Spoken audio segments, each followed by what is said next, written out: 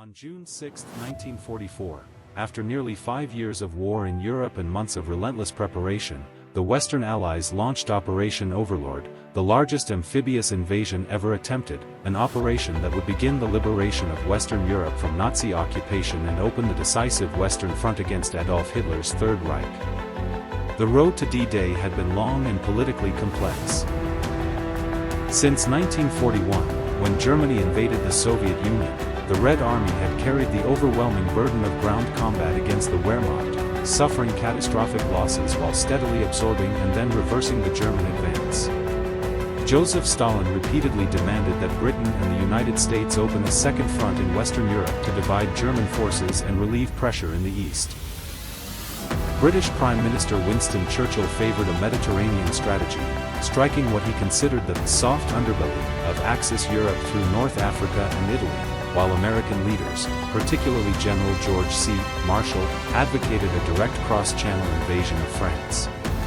By late 1943, at the Tehran Conference, Allied leaders agreed that the time had come for a full-scale invasion of northern France in 1944, coordinated with a massive Soviet offensive in the east.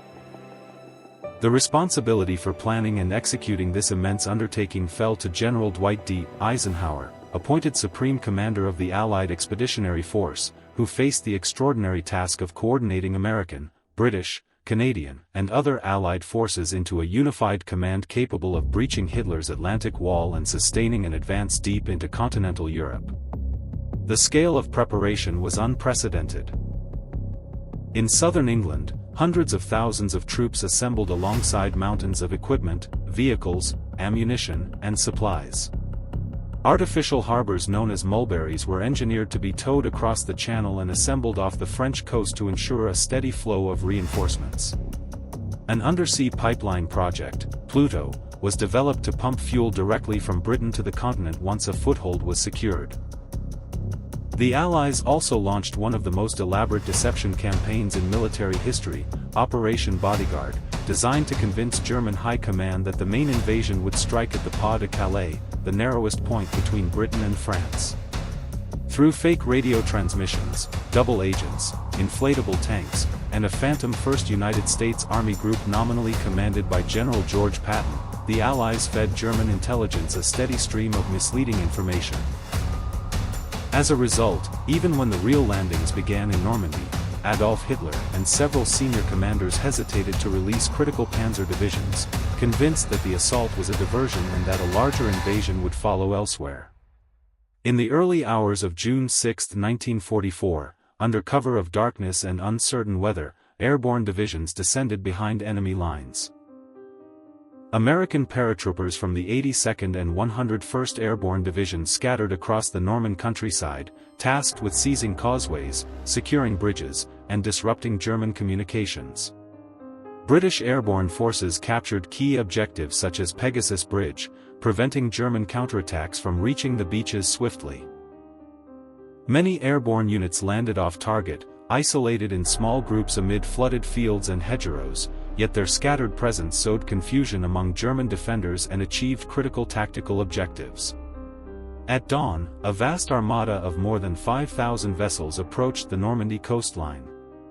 Naval bombardment targeted German fortifications, while thousands of landing craft carried infantry toward 5 designated beaches. Utah and Omaha for American forces, Gold and Sword for British forces, and Juneau for Canadian troops. Each beach presented unique challenges. At Utah Beach, strong currents pushed landing craft off course, but this unexpected displacement placed American troops in a less heavily defended sector, allowing them to advance inland more quickly than anticipated. At Omaha Beach, however, the situation proved far more perilous. Steep bluffs overlooked the shoreline, and German defenders from the 352nd Infantry Division occupied fortified positions with clear fields of fire. As landing ramps dropped, machine gun fire and artillery tore through advancing waves of soldiers. Casualties mounted rapidly, and units became pinned down amid obstacles and rising tides. Small groups of determined infantry, engineers, and officers gradually organized assaults up the bluffs, neutralizing defensive strongpoints one by one. By midday, despite heavy losses, American forces established a fragile foothold.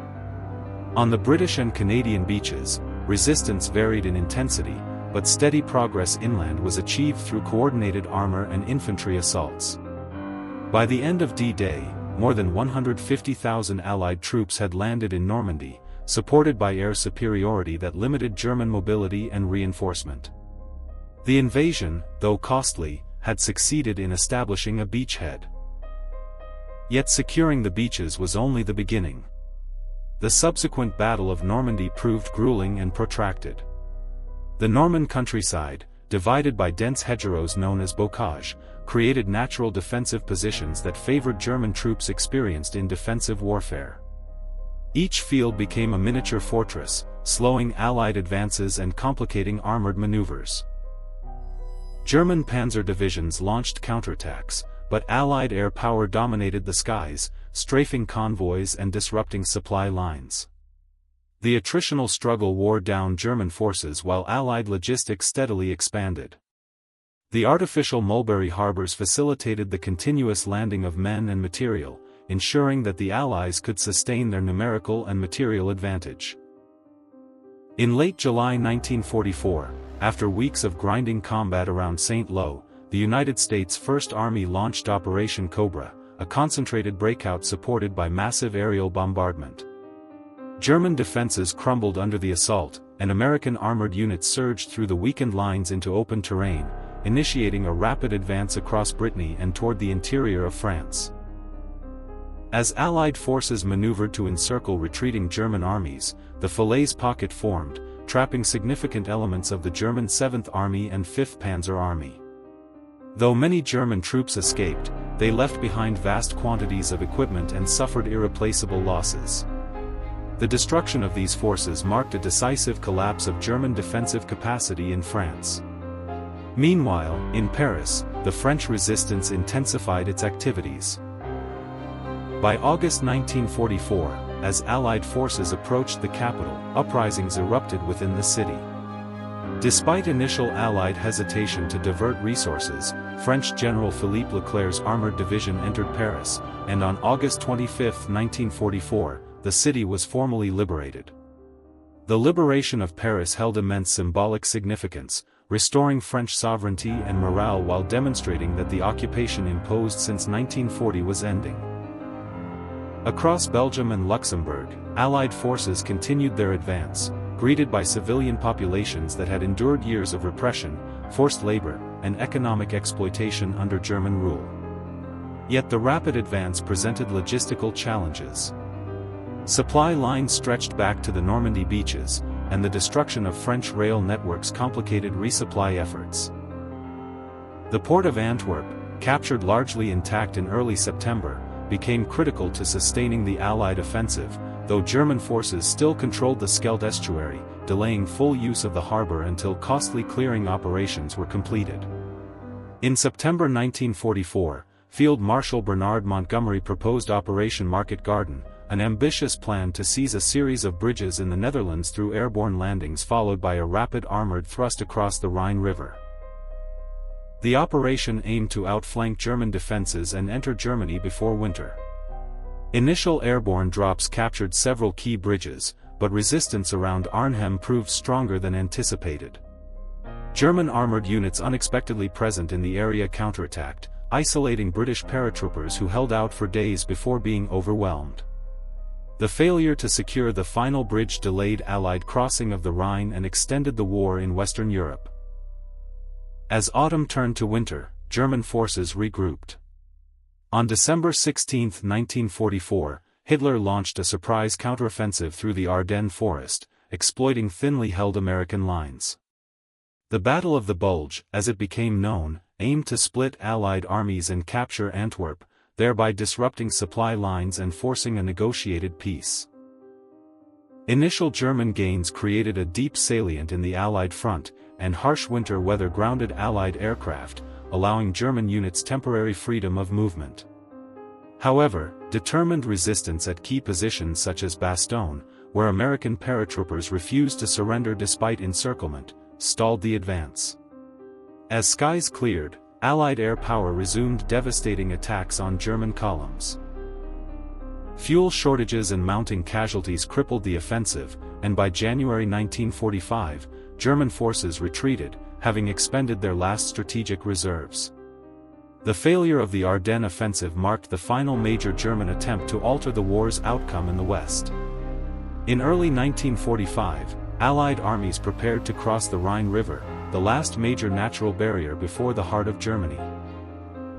In March, American forces captured the Ludendorff Bridge at Remagen intact, establishing a bridgehead across the Rhine. Soon thereafter, coordinated crossings by British, American, and Canadian forces expanded the foothold. Allied troops advanced into the Ruhr, Germany's industrial core, encircling and capturing hundreds of thousands of German soldiers in the Ruhr pocket. Cities fell in rapid succession as organized resistance collapsed. Simultaneously, Soviet forces advancing from the east pushed toward Berlin, compressing Germany between converging armies. As Allied units moved through liberated territories, they encountered evidence of systematic brutality. Concentration camps such as Buchenwald, Dachau, and Bergen-Belsen revealed the scale of Nazi crimes, exposing mass starvation, forced labor, and industrialized murder. The liberation of these camps profoundly affected Allied soldiers and reshaped global understanding of the war's moral dimensions. The campaign in Western Europe thus became not only a military liberation but a confrontation with the consequences of totalitarian ideology. On May 7, 1945, Germany signed an unconditional surrender at Reims, effective the following day. The war in Europe ended, but its consequences were immediate and far-reaching. Western Europe lay devastated, with infrastructure shattered and economies crippled. Yet the presence of Allied forces ensured that nations such as France, Belgium, and the Netherlands would rebuild under democratic governments aligned with the United States and Britain. The liberation also shaped the geopolitical landscape of post-war Europe.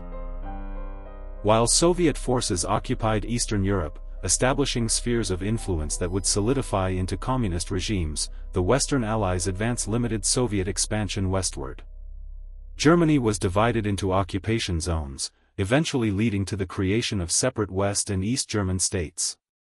The Iron Curtain descended across the continent, marking the beginning of a new ideological conflict between the Western democracies and the Soviet Union.